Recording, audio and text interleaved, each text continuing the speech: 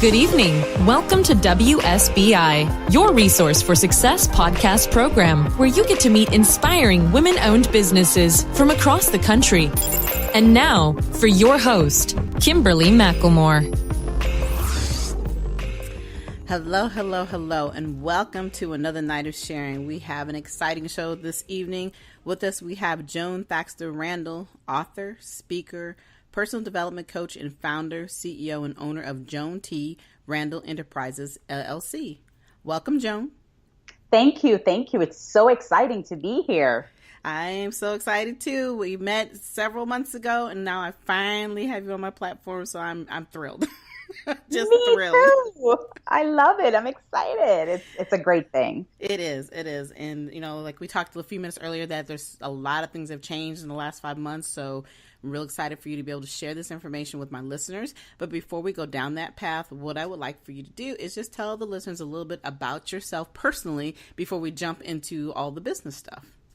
All right. Awesome. And thank you. I am, as Kimberly said, Joan T. Randall. I am a speaker, 4-time best-selling author, and a transformational coach. My passion and my purpose is to help women activate success. So that means taking them from broken to brave, victim to victor, survivor to thriver, and stuck to success, so that they can operate in their personal power and live a life of victory.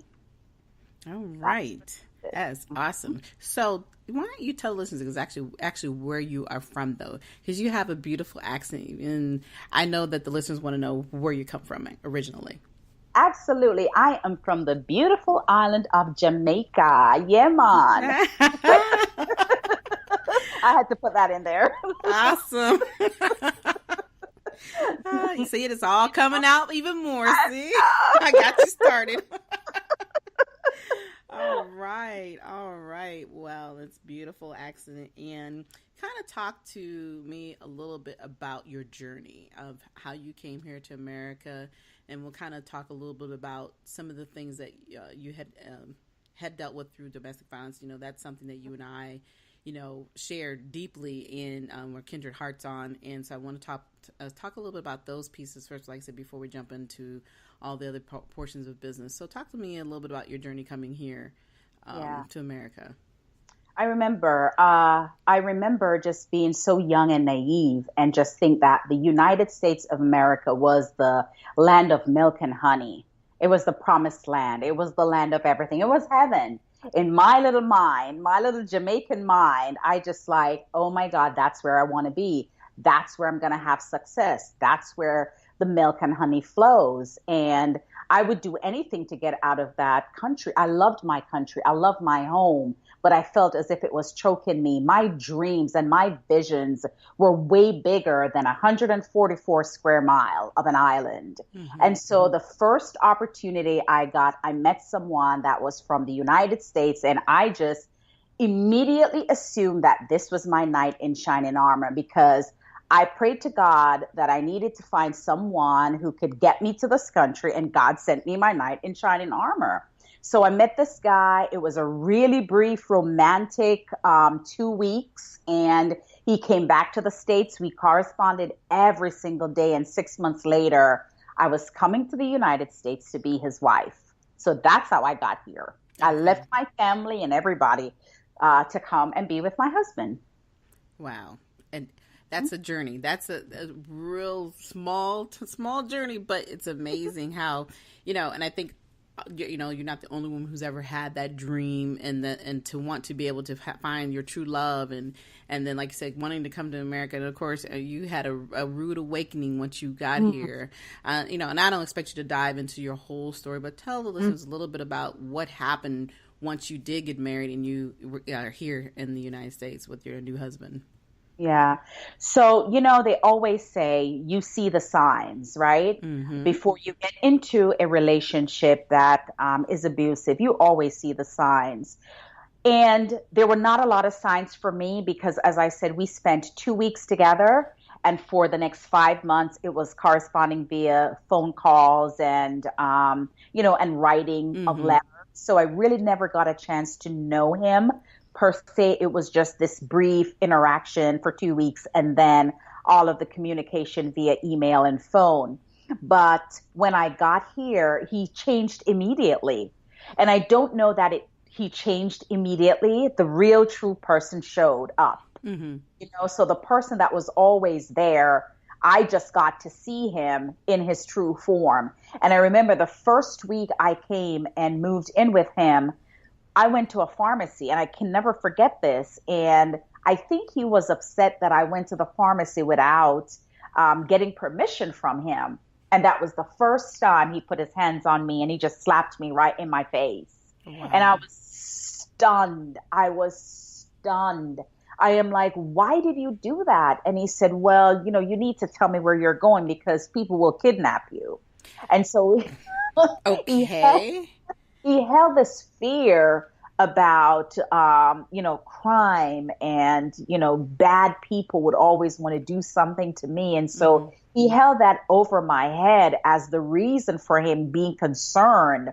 And so he took it out on me with his fist or the palm of his hands or whatever he felt was that he should do. And so that was my start.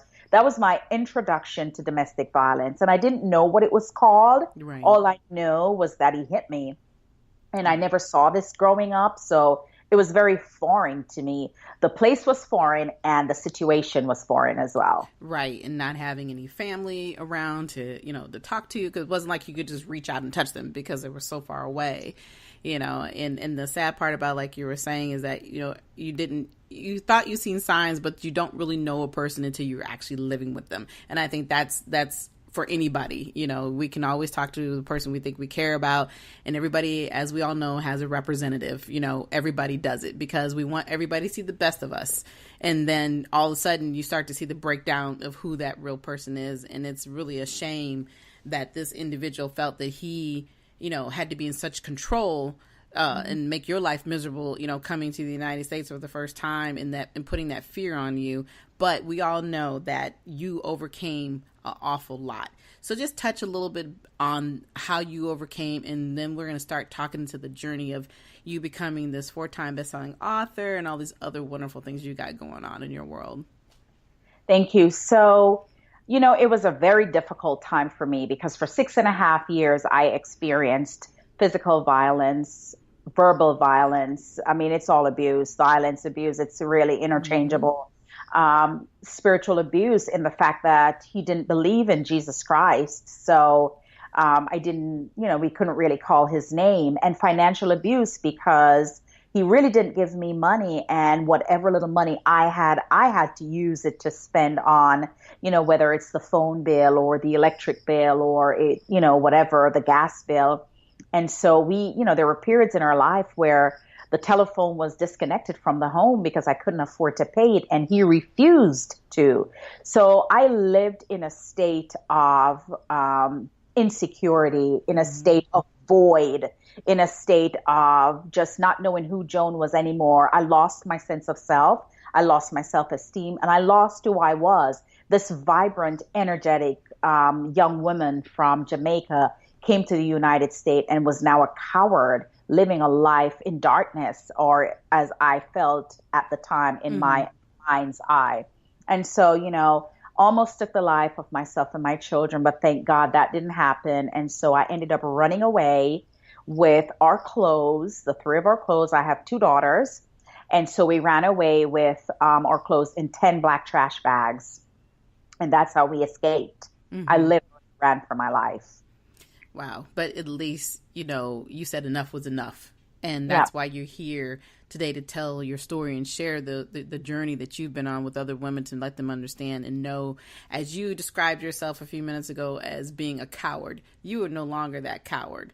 And you weren't then, but I think a lot of times when we're in those situations, as we have been the victims, you're constantly trying to strategize and figure out, how am I going to get myself out of the situation? You already know you're in there. Now you got to think about, like you said, you have children to think about. It's not just all on you. So you're trying to figure out all these little things so that you know how to move forward to keep them safe, as well as keeping yourself safe. So, I'm so thankful, and I know you are, to be able to sit here and talk about it. But sometimes it's unfortunate that we have to use our negative parts of our lives and the journeys that we've been on to reach other people. But we do know that domestic violence is very real and that it's not going away anytime soon.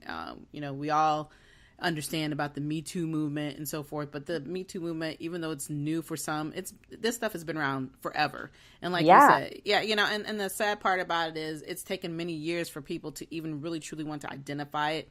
And even when, I have a conversation about it, being that that's my story as well, that, I don't, like I tell people, I don't prefer being called a survivor because I was bypassed surviving mode a long time ago. Like you said, we're thriving women. We're doing what we're supposed to do. And now we're trying to help other people move forward on their journey. So, talk to me a little bit about how, when did you decide to write your first book, and when did you decide to start to step into yourself, knowing these are the things you needed to do for other people? I'm sure it was a part of your healing process, but explain to listeners a little bit about that. Yeah. So for years after I left my husband, I still felt stuck. I still felt stuck in a state of uncertainty, because although I had left the situation had not left me mentally. So I was still stuck in a void. I was stuck in my what's next, and I did not know what that was. Because what domestic violence does, the person who is the perpetrator, he uses power and control to run your life. And so it's almost as if you take your power and you give it to them. So you no longer have ownership of your power. You gave it to the person that was controlling you.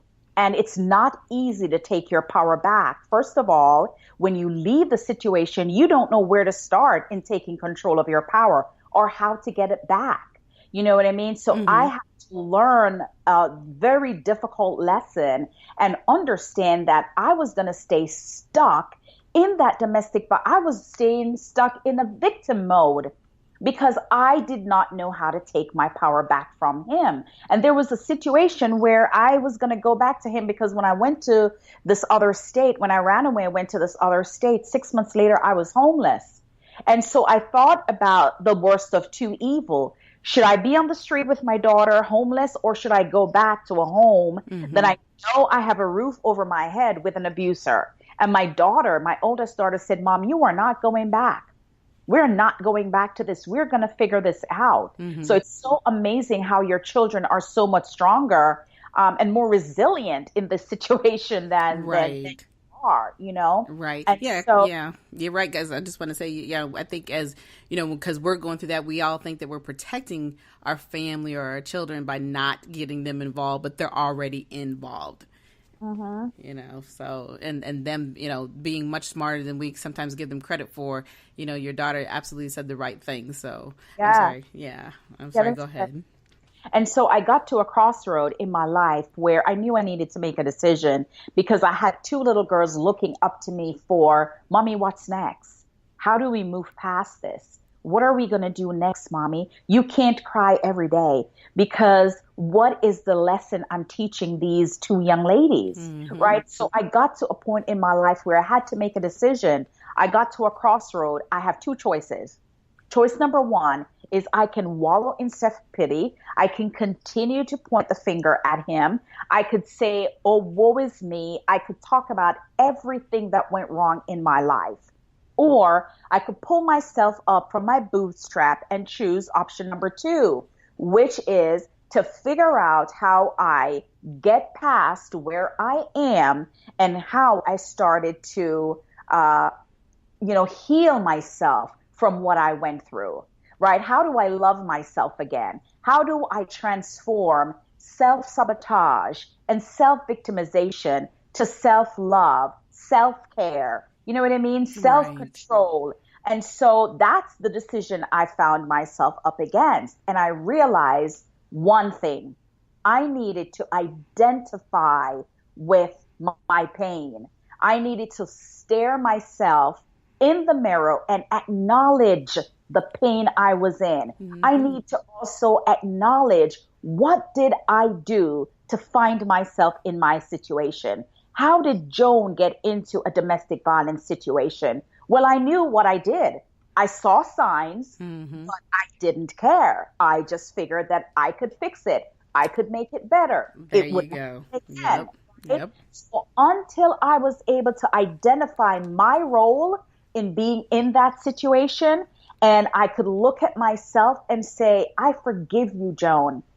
I forgive you. I had to talk to that young lady who left Jamaica all vibrant and full of life and say, I love you and I forgive you. And now it's time to move forward. And that was when I decided that no longer I'm taking my power back. And once I took my power back, after I acknowledge, after I say, hey, this is your role, the role you played. Now let's forgive you. Let us move on. Let's put some things in place. Let's do an action plan and just make one day at a time and one step at a time to transforming your life. And that was where my journey began. Wow, that was powerful. And I'm just sitting here listening. The one thing that really stood out to me, and, I think most of us who've talked to any of the women who were victims and they finally realized what the situation was, is the fact that, we let this happen to some degree, even though we know there's always some problems. But the thing that you said that always stood out, and it's always been a number of questions you've asked me, is that, as women, we're always trying to fix things. Mm-hmm. We can't fix people and we can't fix things. That is not our role and that is not our job. But being, that we're nurturers, that we always believe we can fix things. Yep. And especially our men. Why do you think that? I'm sorry. I'm like, we always think that. We always feel like, okay, we're the pretty ones. We are the ones that, we are the special ones. All the other ones, the his exes weren't as special as us. So we will get in there and fix them, wrong. Right. And unfortunately, it teaches us a lot about what you can and cannot do. But like you said, it also gave you an opportunity to look at the mirror and say, hey, this is what I've done. Now, it's time to forgive myself and it's time to move on. So when you moved on, and as you can see, you have flourished and, you've always been this beautiful woman, but you have truly blossomed. Talk about you being this 4-time best-selling author. Talk about a couple of your books. Okay. So I went through this whole process with identifying where I was wrong, then increased in self-awareness, self-love, self-confidence. Then I started igniting the purpose that God placed in me because I knew that there was something in me that needed to get out. And I needed the world to know. I needed the world to hear my story because I went from broken to brave. I was one of those ladies that, domestic violence, I was beat up, I ran away, I became homeless, I got a job, and then the job, it just started growing. And the next thing you know, I am going from the bottom of the ladder as a part-time associate to a vice president in this company, right? So that is success in of itself. Exactly. And so I needed to share that story. Somebody needs to hear it. Somebody who is saying, oh my God, this is what's happening to me, how I'm going to overcome, how I'm just going to move past this. This is a girl that came from a totally different country, and came here in an abusive relationship and just has gone through so many ups and downs and adversities. So I wanted to share my story to encourage others that there is a way out and there is hope. You just have to believe and have faith. For me, faith was my basic foundation. So I can't give any credit to just myself. Faith was my basic foundation. Faith gave me the strength to believe that hope and that the possibility of growth and success is out there. That's right. What faith gave me. Faith gave me that. And so the very first thing I did after, I was in a good space, I decided that I was going to write my story and I called my book Bags in the Attic, but it was so difficult to write. Oh my God. I just couldn't write. Every time I sat down to write, because there was a moment in time when I tried to take the life of my children. And every time I think about that moment, it breaks me. So I keep putting down the book. But in that moment, in my prayer time with God, he said to me, why don't you do what you've always done? I always kept a journal. So a lot of things I remembered from what happened to me was because I was able to go back to my journal and read it. Wow. right? Mm-hmm. So that journal was given to me by a friend, and it was just this book, with blank lines that you Mm-hmm. can just write your thoughts and your reflections. But as I was sitting and thinking about this particular day, God downloaded 110 scriptures that talked about victory.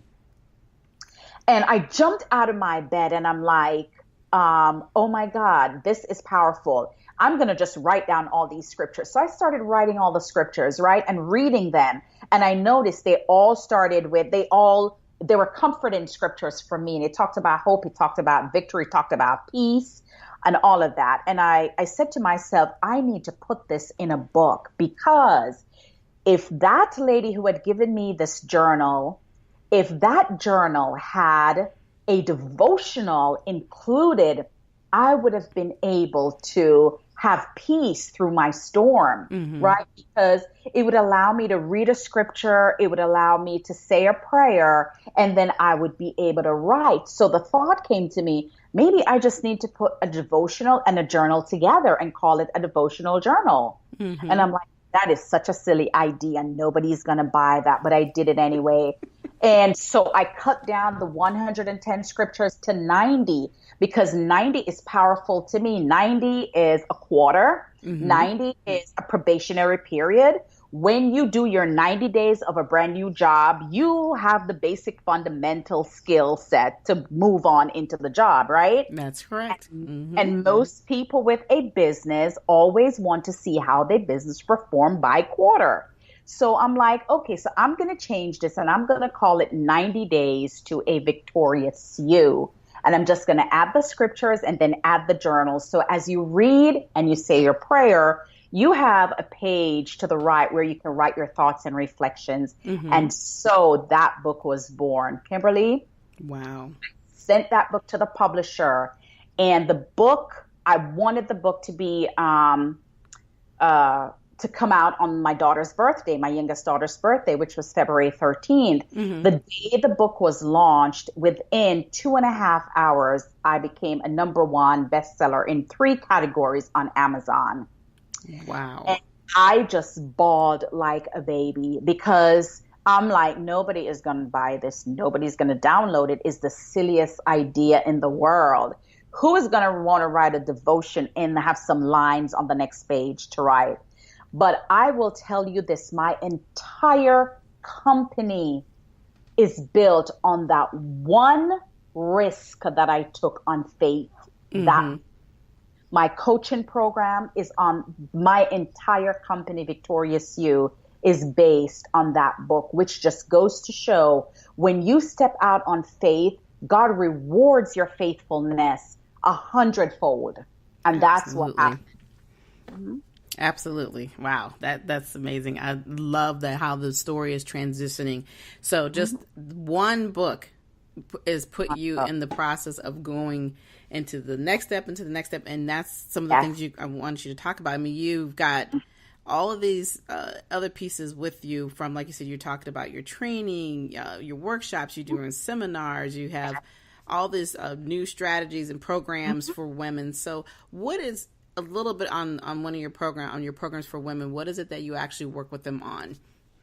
Okay, so I have a personal development program, which I love. It's 6 weeks. The first 5 weeks is the module, and then the 6th week is an assessment week, which allows you to make sure that you understand the content. Mm-hmm. And it's broken out, in 5 different weeks, and it's 5 I's. So week 1 is identify, and that is really just going to the core of who you are and understand what are your pain points and what is down there that's deep in your soul that you need to come to terms with so that you can acknowledge and that you can start to grow. The second week is called increase. And this is where you start to understand yourself more. You start to love on yourself. You're doing your affirmations because you understood what kept you stuck or what kept you in a pain position for so long. And now that you understand that and you're forgiving yourself, now you're increasing self-love, self-confidence. The third week is ignite, fueling the fire that burns the passion deep down. We were all given gifts and talents from God. So what is that gift? How do you find it? How do you know what your purpose is? And we just talked about passion and purpose, and you can have both, and they are totally different. They are not one in the same. So we go through that. Then the fourth week is about inspire. You have to be able to inspire yourself so you can inspire others. Mm-hmm. And nothing is more beautiful than when you take your power back and you can stand and look at yourself in the mirror and say, I am bold and I am beautiful. I am a queen and I can do all things through Christ who strengthens me. And then week 5 is about implementation.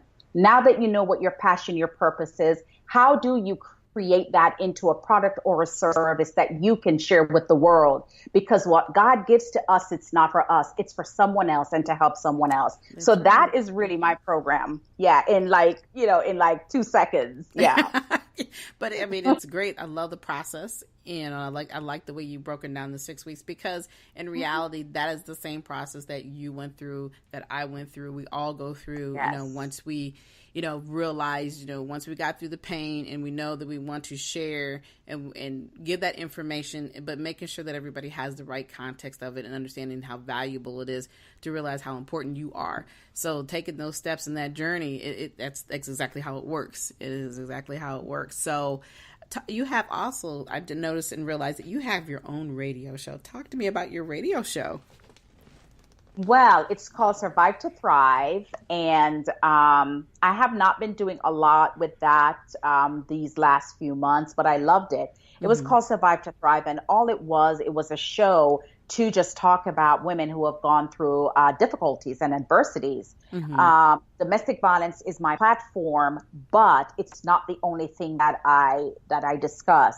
I discuss brokenness, women that may have lost a child, women that may have not been able to have children, people that have gone through broken marriages or the death of a loved one or a difficult disease. That all sometimes can cause, a woman to be broken. So those were the topics I discussed, and I would have guests on every week, and we would just talk about, how were they able to overcome some of the difficult things that they have gone through. But I loved it. I absolutely love it. And I'm actually working on another radio show that will be coming up in the fall. So I'm excited about that as well. Excellent. Yeah, I think, having the platform that we have, like we're talking now, it's, you can reach so many other people, so many more people that you wouldn't even think about talking to, or you wouldn't even think they would even listen. But, it's a great platform to have to, talk about, give you more exposure with your businesses, and then of course help those who need help and can reach out to you in a different format, in different ways. So you also have, you've been a Safe Alliance with another, you're partnered with Safe Alliance, which is a nonprofit organization. So what do you do with them, with this organization itself? So I love Safe Alliance. Safe Alliance is my charity of choice. Mm-hmm. They are a women's and children domestic violence shelter nonprofit organization here in Charlotte. And literally what they do is, they allow people to stay there that are in dire domestic violence situation.